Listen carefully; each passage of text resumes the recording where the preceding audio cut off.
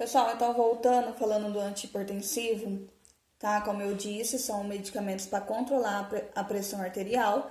Tem pessoas que fazem o uso todos os dias, constante. O dia que não toma esse medicamento, a pressão eleva, tá? Mas tem pessoas que só fazem o uso quando a pressão realmente está alta. Que não é o certo, tá? Lembrando bem, uma pessoa que ela é diagnosticada como uma pessoa hipertensiva, tá? Ela tem sim que fazer o uso do medicamento todos os dias. Porque, claro, é óbvio, se ela não tomar o medicamento, a pressão dela vai subir, ela é hipertensiva, certo? Mas muitas das vezes não é isso que acontece, a pessoa não toma, não faz o controle, e aí a pressão sobe muito, tá? Anticonvulsivante são medicamentos para controlar a crise convulsiva, certo? Então, é uma classe de fármacos utilizada para prevenção e tratamento da crises convulsivas e epiléticas, neuralgias e também no tratamento de transtornos de humor, como transtorno bipolar e ciclotimia. Os anticonvulsivos funcionam como um supressor rápido do excesso de sinapses, resfriando o corpo nas crises, com o objetivo de salvar neurônios, estabilizar o humor e controlar a ansiedade, tá?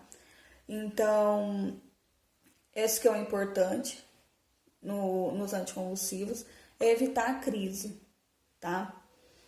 Tem pessoas que têm crises constantes, que é a epilepsia, né?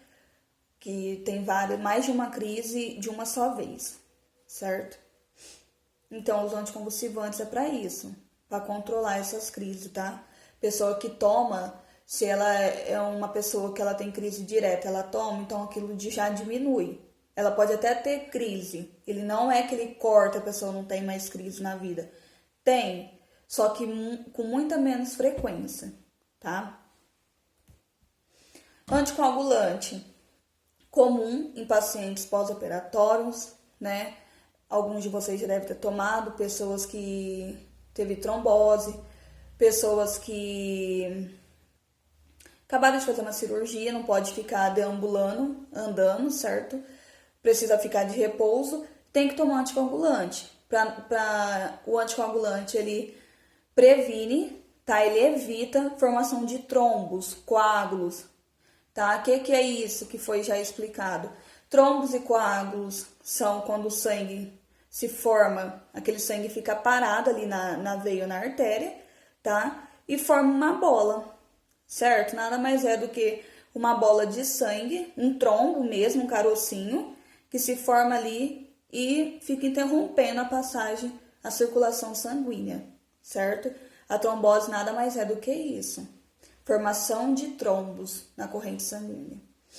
Então, são substâncias que impedem, tá, os anticoagulantes, a formação de coágulos no sangue, trombos, inibindo a síntese dos fatores de coagulação. A fisiologia envolvida no controle da fluidez sanguínea é de extrema complexidade e importância. Dentro dos vasos sanguíneos, o sangue precisa se manter na forma líquida para que possa fluir livremente. Porém, ao ser estabelecida uma lesão vascular, tá, esse mesmo sangue precisa sofrer rápida coagulação no espaço extravascular para interromper uma possível hemorragia, processo conhecido como hemostasia. Ainda no espaço intravascular, pode ocorrer a formação de trombos, onde um sistema trombolítico é rapidamente acionado para desfazê-lo e evitar danos, restabelecendo a fluidez, tá?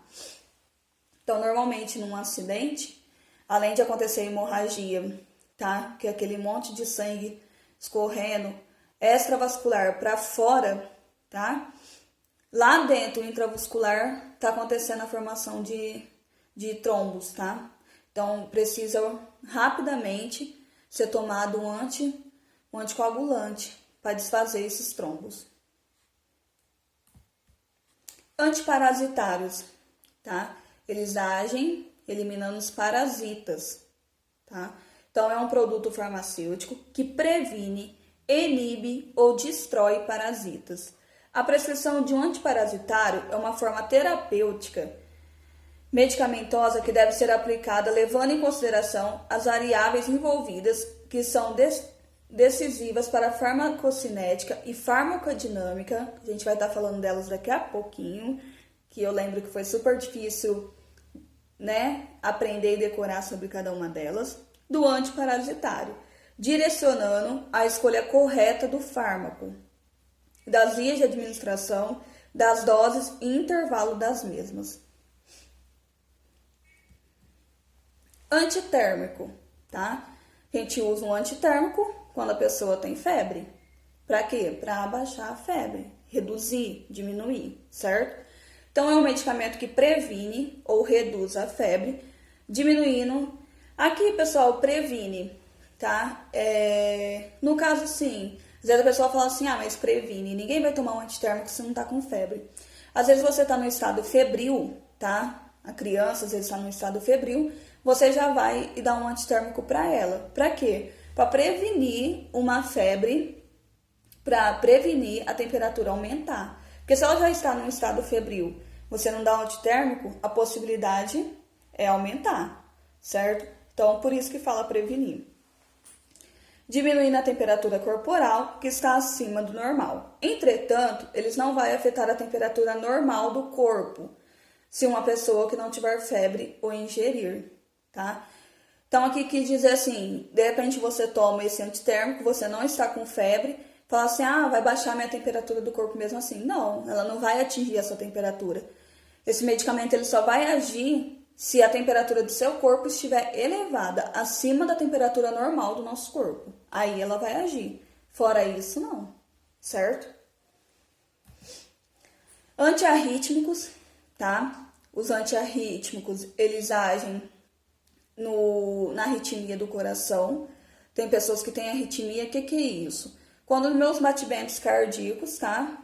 Aquela pessoa que tem os batimentos cardíacos descompensado, ou seja, às vezes ele tá elevado, o nosso batimento cardíaco normal, ele é de 60 batimentos por minuto a 100, é o nosso normal, de um adulto, certo? O que é essa arritmia, tá?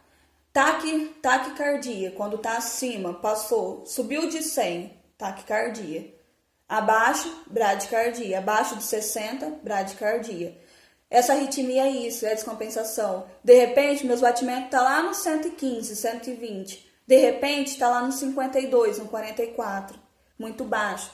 Isso que é arritmia, esse descontrole. Sobe, desce, às vezes só fica lá em cima, é uma arritmia. Às vezes só fica lá embaixo, é uma arritmia também. É algo que está normal nos meus batimentos. Anormal, certo? E precisa de tratamento. Porque se os meus batimentos sobem muito, me leva uma parada cardiorrespiratória, tá? Meu coração para. Se desce muito, meu coração para também. Peraí, não tá tendo batimento. Então parou. Então é por isso que precisa dos antiarrítmicos, para controlar, nivelar essa arritmia. Deixar ela, entre os meus batimentos de 60 a 100. E é para isso que ela serve. Então, os antiarrítmicos funcionam inibindo a propagação de batimentos cardíacos imediatamente subsequentes, que é aqueles batimentos que começam a bater acelerados, e diminuindo a taxa de contração e excitabilidade cardíacos, tá? Então, ele inibe essa propagação, subir esses batimentos ou descer muito, então ele inibe, tá? Ele faz controlar, ele funciona controlando, inibindo, permitindo que isso não aconteça, tá bom? E mesmo assim, tá? Uma paciente que eu tinha, mesmo às vezes você tomando um antiarrítmico, acontece de, mesmo assim, ainda tá subindo, porque tá muito descompensado. Então, às vezes, precisa tomar mais de um antiarrítmico para chegar no controle normal. Aí chega, mas às vezes é necessário mais de um. Os antiácidos, tá? Os fármacos utilizados para diminuir a acidez, aumentando o pH do estômago, são chamados de antiácidos. Estes, além de diminuir a azia, queimação causada pelo excesso de ácido, também são indicados para sintomas de má digestão, náusea e dores abdominais. Então, os antiácidos servem para o estômago, tá? As vitaminas, tá? São substâncias que o organismo não tem condições de produzir e por isso precisam fazer parte da dieta alimentar. Suas principais fontes são as frutas, verduras e legumes, mas elas também são encontradas na carne, no leite, nos ovos e cereais. Por isso que é tão importante a gente ter uma boa alimentação, porque é lá que estão as vitaminas, porque o nosso corpo, si próprio, não produz. Por isso que é necessário, por isso que vira e mexe a gente ouve muito, né? Tá em falta tal vitamina, vitamina B, vitamina C, vitamina D, que a gente precisa, né? Porque o nosso corpo ele não produz, então ele precisa. Interações medicamentosas, evento clínico em que os efeitos de um fármaco são alterados pela presença de outro fármaco, alimento, bebida ou algum agente químico ambiental, constitui causa comum de efeitos adversos, tá? Então, toda vez que a gente falar em interações medicamentosas, a gente vai lembrar que esse medicamento, se interagindo com outro, ele vai ter o seu efeito alterado pela presença de outro medicamento, de um alimento, tá?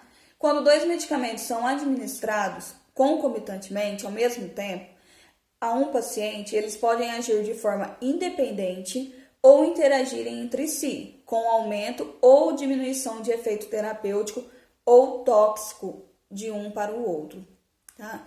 Por isso que é sempre importante ler a bula, que é uma das nossas aulas, a importância de você saber o que está na bula, o que a bula está falando, entender ela, tá?